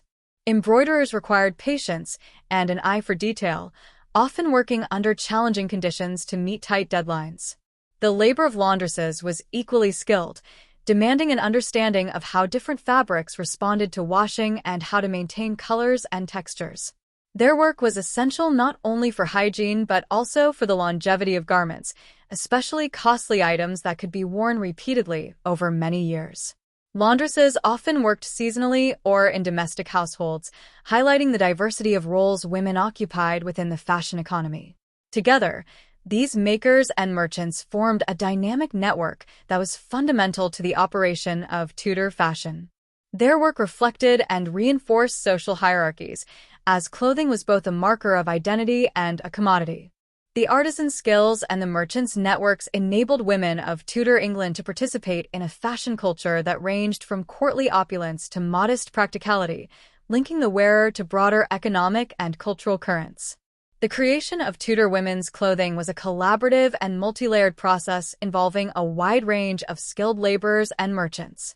Seamstresses, tailors, embroiderers, and laundresses contributed their expertise to produce garments that were as much about social meaning as they were about function. Guilds regulated the quality and training of these tradespeople, while merchants ensured access to the finest imported textiles. The relationship between makers and wearers was complex and deeply personal, mediated through contracts, bills, and everyday negotiations. Through this intricate craft network, the fashions of Tudor England came to life, reflecting the ambitions, identities, and realities of women across social strata. In Tudor England, clothing was far more than mere decoration or a reflection of social status. It was a significant economic asset that was carefully maintained, altered, and passed down through generations. The life of a garment extended well beyond its initial creation and purchase, often encompassing multiple stages of use, adaptation, and repurposing. This practice of reuse was not only practical but also a reflection of the value placed on textiles and garments in a society where new clothing was expensive and labor-intensive to produce.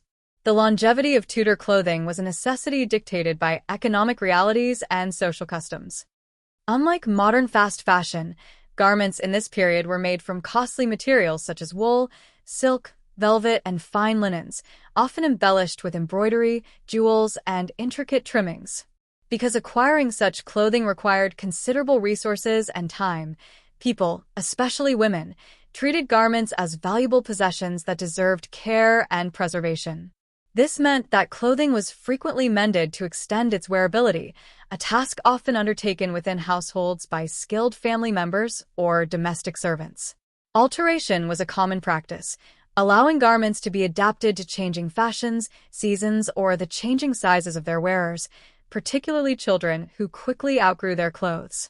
For example, gowns might have sleeves removed or added, skirts shortened, or bodices taken in, or let out to better fit the wearer.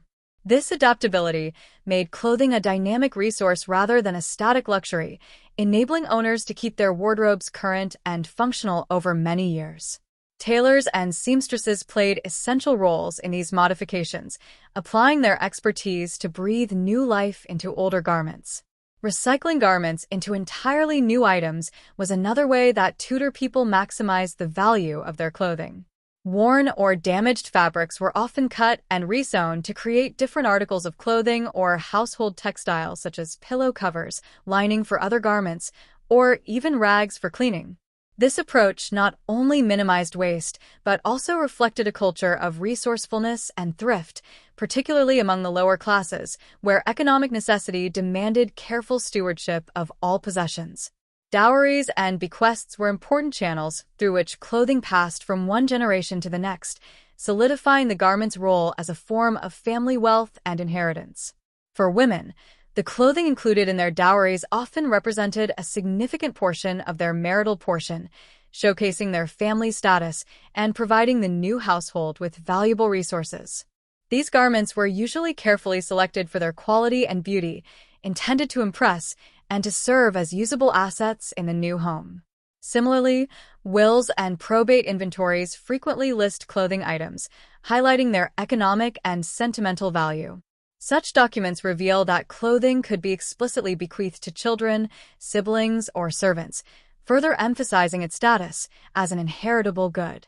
The passing down of garments was not only a practical matter but also a way to preserve family legacy and social connections. Heirlooms might carry family symbols or be associated with important events, enhancing their significance beyond mere material worth. Second-hand markets were also an established part of Tudor fashion culture. Markets, fairs, and shops selling used clothing offered opportunities for those with less wealth to acquire garments of higher quality than they might otherwise afford. Such purchases allowed middle and lower-class women to participate, at least in part, in prevailing fashion trends. Buying second-hand clothing also reflected an economy where resources were scarce, and recycling garments was a sensible strategy. However, second-hand clothing came with social nuances. While it allowed access to better apparel, it also carried the stigma of being worn by someone else, potentially marking the wearer as of lower status or less reputable. To mitigate this, alterations and additions might be made to secondhand garments, making them appear new or personalized. This blending of new and old pieces was common, illustrating the fluidity and complexity of Tudor fashion practices. Hand-me-downs were another significant means of extending a garment's life, especially within families. Older siblings' clothes were passed down to younger ones, often with repairs or adjustments. This practice was economically practical and reinforced family bonds, but it could also influence how children and young women viewed fashion and identity. Wearing a hand-me-down might be a necessity, but it could also be a marker of modesty or frugality, qualities valued in Tudor society. The use of clothing as investment and economic capital was not limited to the personal sphere. It had broader implications in the social and economic structures of the time. For the wealthy, possessing a well-stocked wardrobe was a display of status and power, but it also represented a form of wealth that could be liquidated or leveraged if needed. Clothes could be pawned or sold in times of financial distress, providing liquidity that other assets might not readily offer. Among merchants and the gentry, investment in high-quality clothing signaled economic success and social aspirations. Clothing was a visible marker of one's place in society, and maintaining an impressive wardrobe was part of social strategy. The ability to adapt and renew garments without constant purchase was thus a way to maximize this investment, ensuring that resources were not squandered but rather continuously productive in reinforcing social standing. For lower-income women and rural populations, clothing was often the most valuable possession a family owned. It represented both a necessity and a form of savings, something that could be traded or sold in emergencies. The careful management of garments was crucial to household economies, as replacing clothing was a significant financial burden.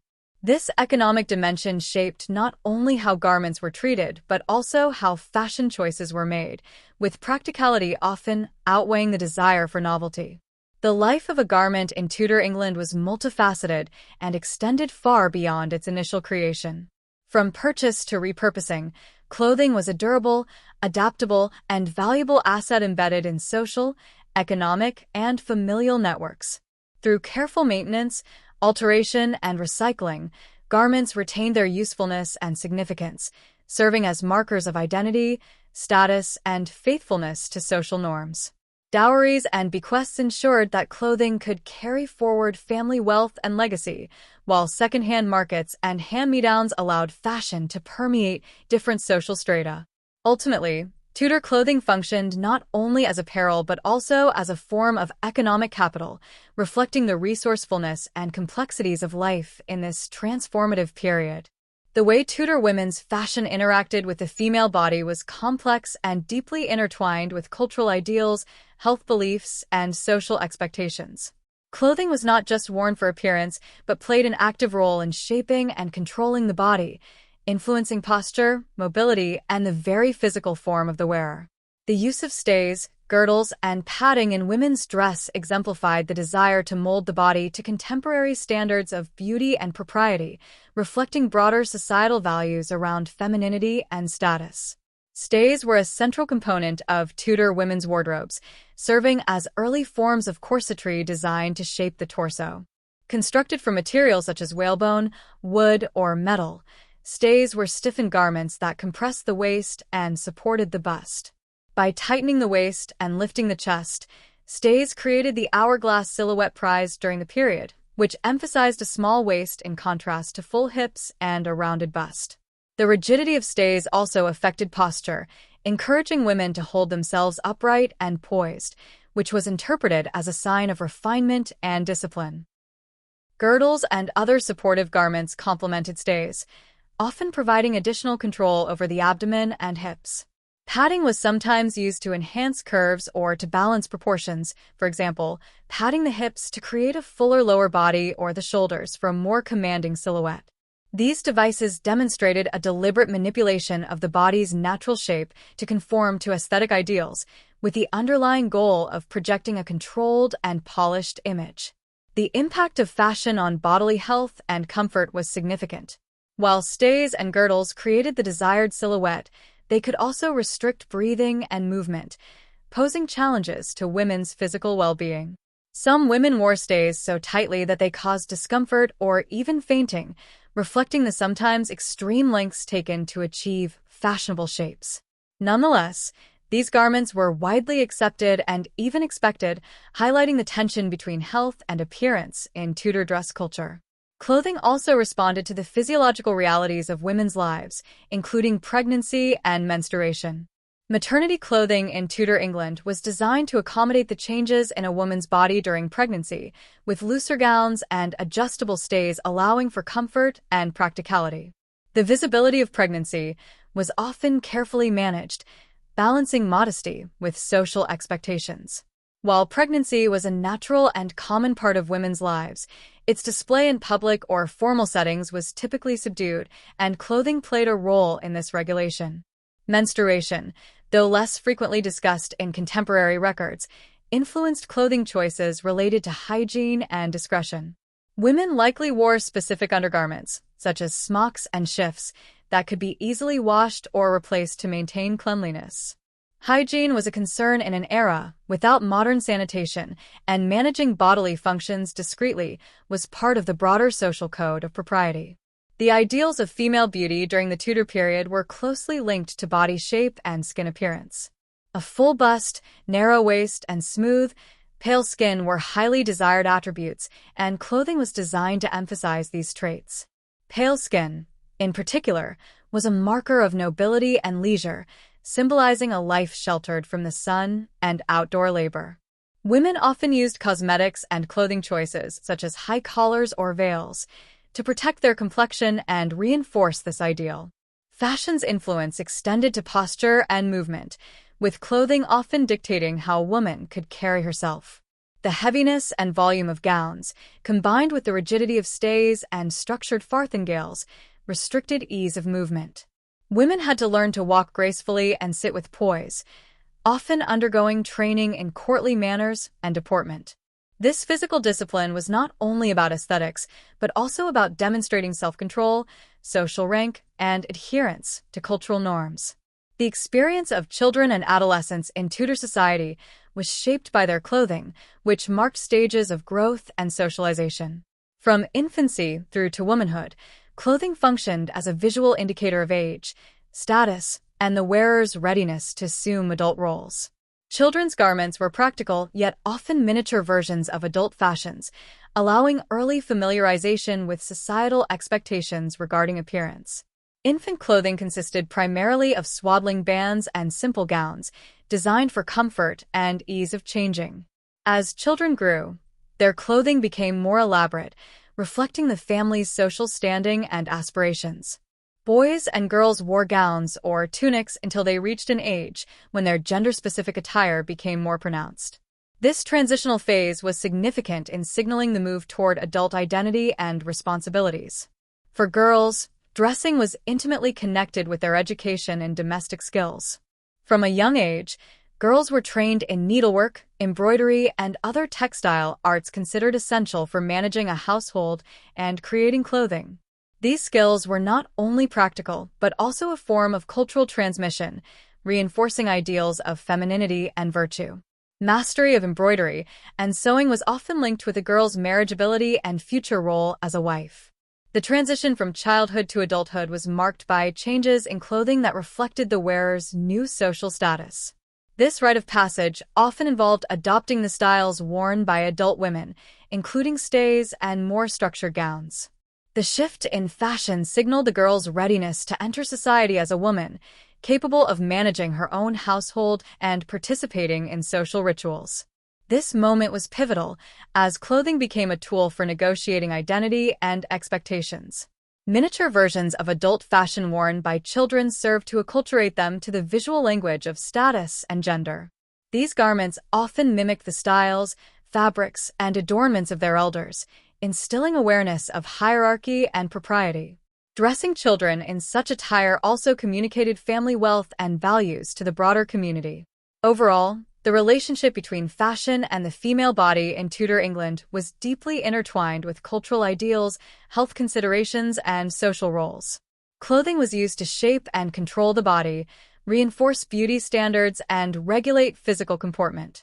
For children and adolescents, dress was a form of education and socialization, preparing them to assume adult responsibilities and identities.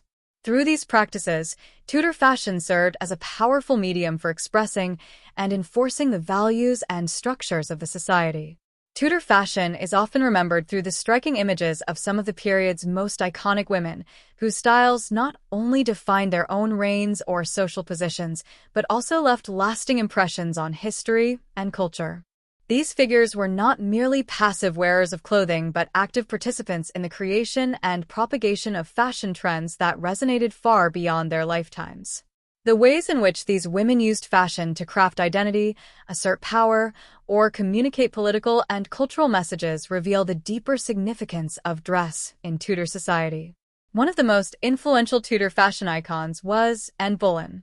As the second wife of Henry VIII and the mother of Elizabeth I, Anne's style captured the attention of both contemporaries and later generations. She is often credited as a trendsetter whose fashion choices subtly challenged and reshaped courtly dress. Anne's appearance was marked by elegance and innovation, combining traditional Tudor elements with her own flair, which helped her stand out in the highly competitive environment of the royal court. She popularized the French hood, a distinctive headwear that differed from the older English gable hood by its rounded shape and luxurious materials. This hood, often adorned with jewels or pearls, became associated with sophistication and was widely imitated by noble women. Anne's fashion was also notable for its symbolism. Her choice to wear a necklace featuring a pendant with the letter B became emblematic, making it a recognizable personal trademark. This act of branding through clothing and accessories was a powerful statement, connecting identity and status with fashion in a way that was quite modern for its time. The necklace, along with her use of rich fabrics such as velvet and silk, communicated both her noble aspirations and her closeness to power.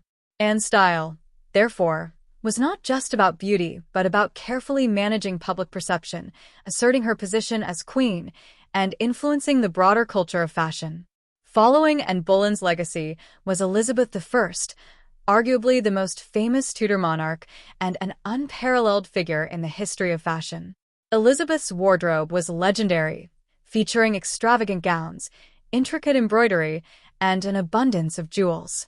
Her fashion was part of a carefully constructed royal image that projected power, authority, and control. Elizabeth understood the political utility of fashion, using clothing as a visual tool to communicate her sovereignty and command respect. Her iconic ruffs, large, stiff, pleated collars, became synonymous with her reign, symbolizing formality, discipline, and regal presence. Elizabeth's use of pearls, often worn as necklaces, earrings, and sewn into garments, carried deep symbolism. Pearls were traditionally associated with purity and chastity, reinforcing the queen's image as the Virgin Queen. At the same time, the sheer luxury of her attire underscored her wealth and dominance. The colors she chose, particularly white, gold, and rich reds, further enhanced this image of majesty.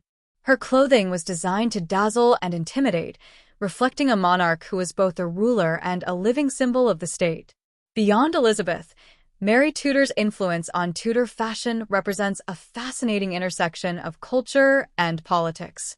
As queen and the daughter of Henry VII, Mary's style was deeply affected by her marriage to Philip II of Spain and her Catholic faith.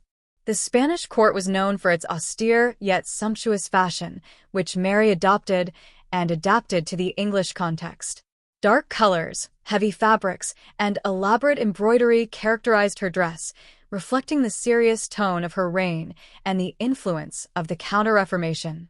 Mary's clothing choices were also a reflection of political alliances and religious identity.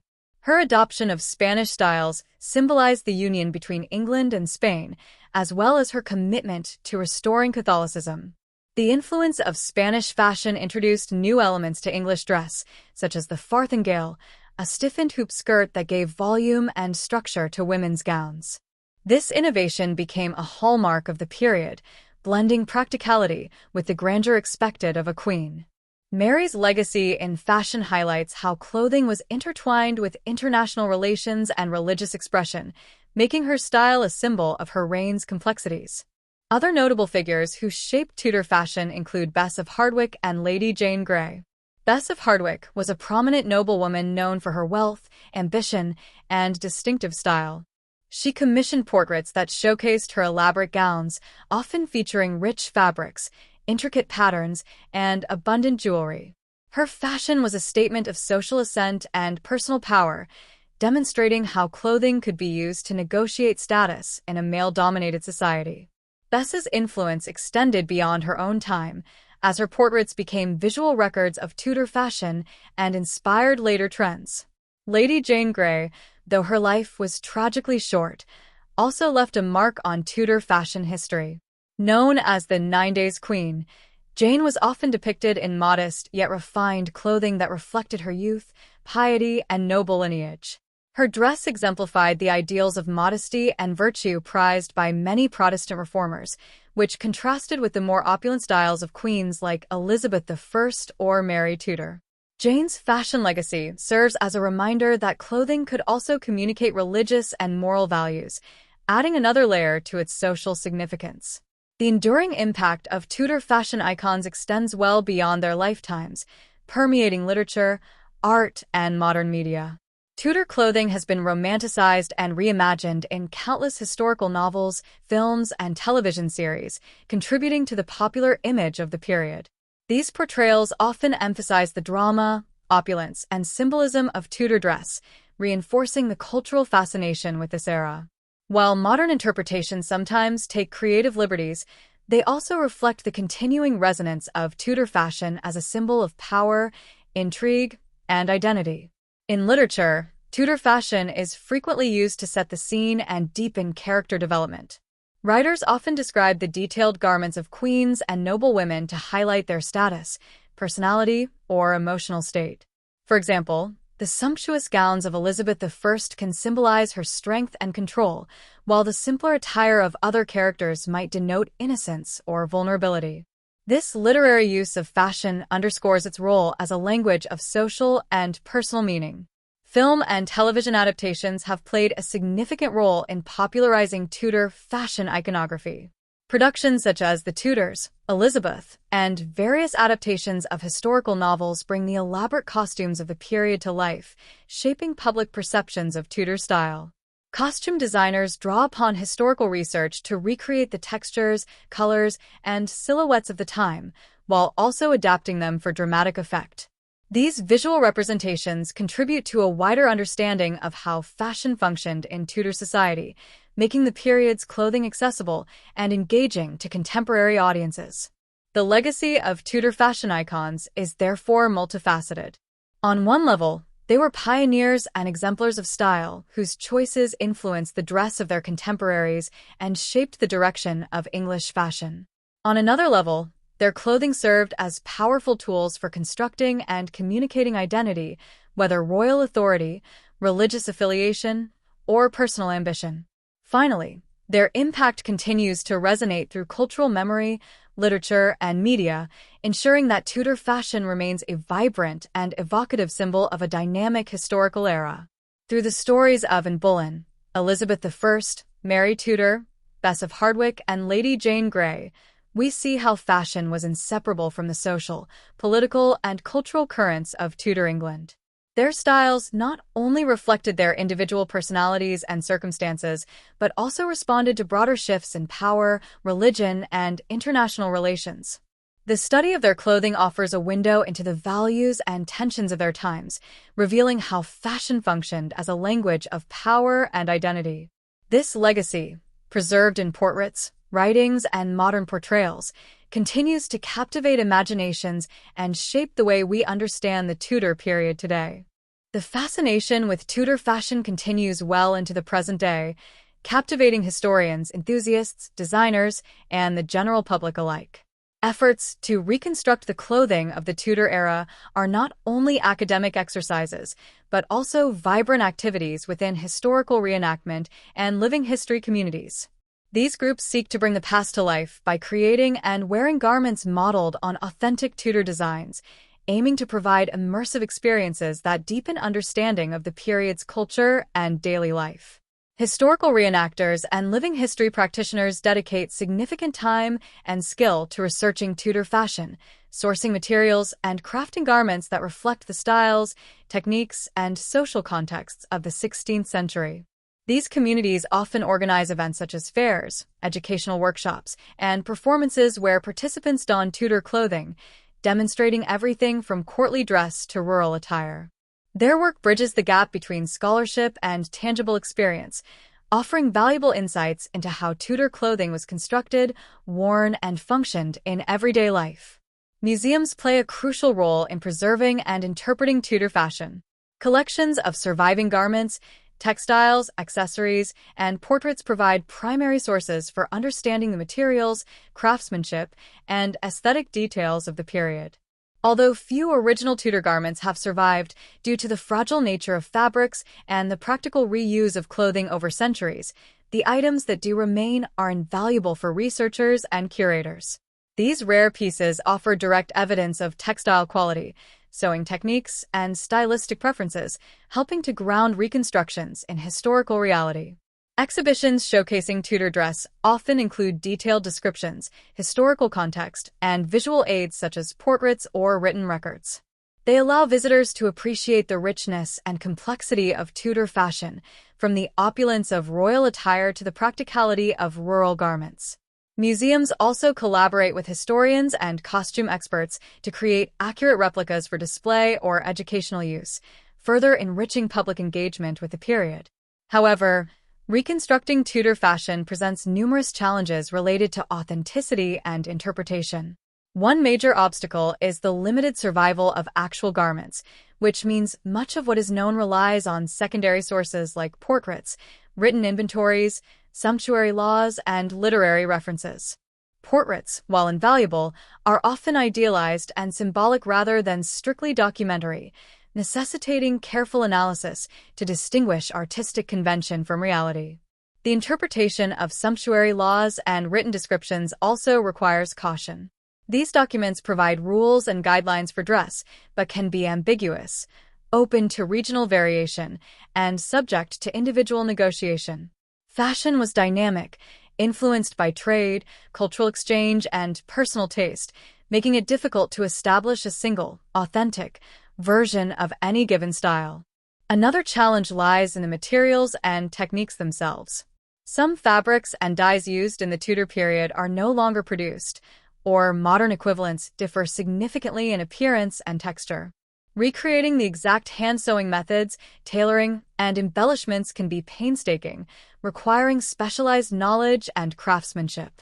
Modern tools and conveniences, while helpful, may alter the process and final product in subtle ways.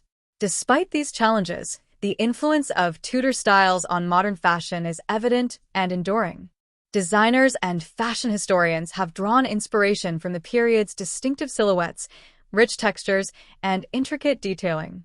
Elements such as puffed sleeves, corseted waists, ruffs, and decorative embroidery occasionally reappear on runways and in contemporary clothing lines, reinterpreted to suit modern tastes and contexts. This revival speaks to the timeless appeal of Tudor aesthetics, combining drama, elegance, and craftsmanship.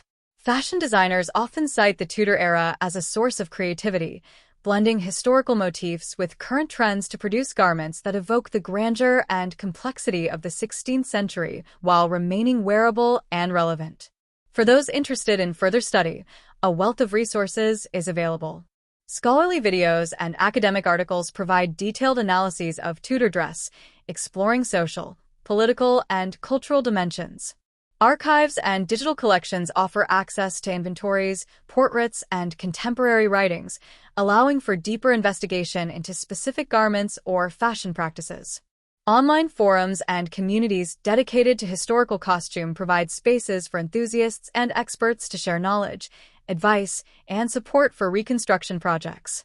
Museums often host lectures, workshops, and exhibitions focused on Tudor fashion, making these institutions valuable hubs for learning and engagement. Additionally, interdisciplinary approaches combining history, archaeology, textile science, and art history enrich understanding and expand the possibilities for accurate reconstruction. Collaboration between historians, curators, craftspeople, and reenactors fosters a dynamic environment where Tudor fashion can be explored from multiple perspectives. In sum, reconstructing Tudor fashion today is a multifaceted endeavor that combines passion, scholarship, and creativity. Through the efforts of reenactors, museum professionals, and designers, the garments of the Tudor era continue to inspire and educate, bridging centuries and bringing history vividly to life. The ongoing dialogue between past and present enriches both our knowledge of Tudor England and the ways we express identity and artistry through clothing. The exploration of Tudor women's fashion offers far more than a study of fabrics, colors, and silhouettes.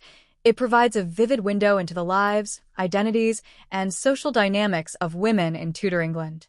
Clothing in this period was a rich language through which women expressed themselves, negotiated their roles, and asserted their place within a highly stratified society. By examining the complexities of dress, from the sumptuous gowns of queens to the practical attire of rural women, we gain insight into the broader cultural, political, and economic forces shaping women's experiences. Fashion served as a vital tool for Tudor women to construct and communicate identity. It was a visible marker of social status, wealth, and moral standing, deeply embedded in the codes of class and propriety. Nobility and royalty used fashion to reinforce their elite position, employing luxurious materials, elaborate designs, and symbolic accessories to craft a public image of power and authority. For these women, clothing was inseparable from their political and social influence, functioning as a form of soft power that could sway perception and command respect. At the same time, fashion was a means of navigating the complexities of gender and societal expectations. Women's roles were largely defined by marriage, motherhood, and service to their families and communities, yet through clothing, they found ways to exercise agency and self-expression. Even within the constraints imposed by sumptuary laws and religious prescriptions, women adapted their dress to suit personal taste, social ambition, and evolving cultural trends. Whether it was a noblewoman subtly asserting her independence or a merchant's wife carefully balancing respectability with emerging middle-class aspirations, fashion was a dynamic arena for negotiating identity. The interplay between fashion and power was especially evident at the Tudor court, where the wardrobes of queens like Elizabeth I or Anne Boleyn were laden with meaning. Their clothing choices were deliberate acts of political symbolism and diplomacy, crafted to convey messages about lineage, faith, and sovereignty. The court's fashion influenced broader society, setting standards and trends that trickled down through the gentry and merchant classes, illustrating how dress could bridge the realms of public spectacle and private life. Beyond the court and elite circles, fashion reflected the everyday realities of women across social strata. For rural women and those in the working classes, clothing was dictated by practicality, available resources, and seasonal demands. Yet even here, dress carried significance as a form of inheritance, a family asset, or a subtle expression of personal and communal identity. The materials and garments they wore, while humble compared to royal finery, tell a story of resilience, labor, and social belonging. The enforcement of sumptuary laws reveals the tensions surrounding fashion's social function. These laws attempted to regulate who could wear what, policing class boundaries through clothing. However, women's responses to these restrictions were varied and nuanced. Some adhered strictly to legal and moral codes, while others found ways to circumvent or challenge them, using fashion as a site of both conformity and rebellion. This dynamic underscores the complex relationship between individual agency and societal control embedded in Tudor fashion.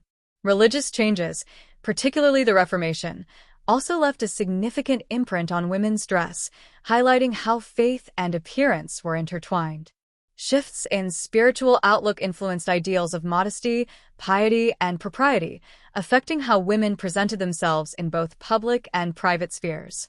The contrasting styles of Protestants and Catholics, as well as the specific dress codes of nuns, widows, and religious minorities, demonstrate the role of fashion in signaling religious identity and allegiance.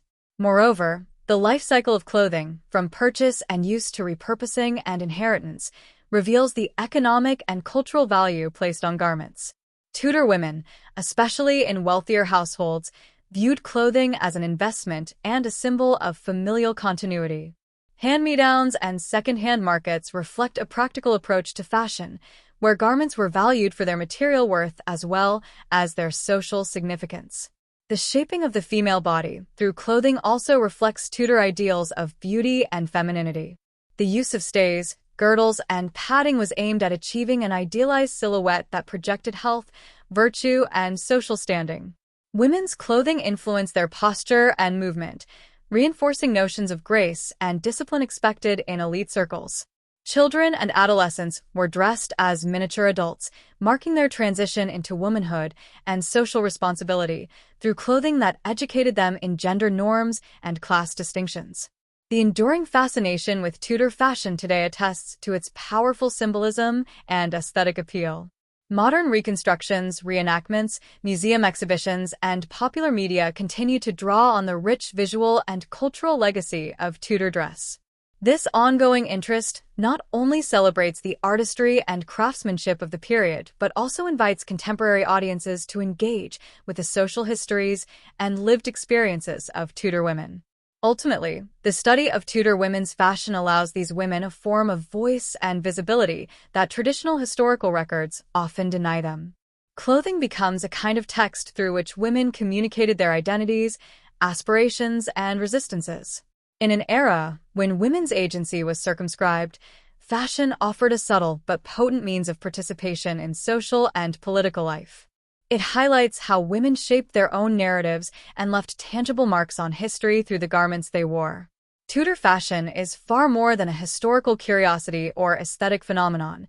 It is a lens that reveals the intricate connections between identity, power, culture, and gender in Tudor England. Through clothing, Tudor women navigated their world, expressed their place within it, and influenced the society around them. Their stories, woven into the very fabric of their attire, continue to resonate and inspire, reminding us of the enduring human impulse to use fashion as a language of self and society.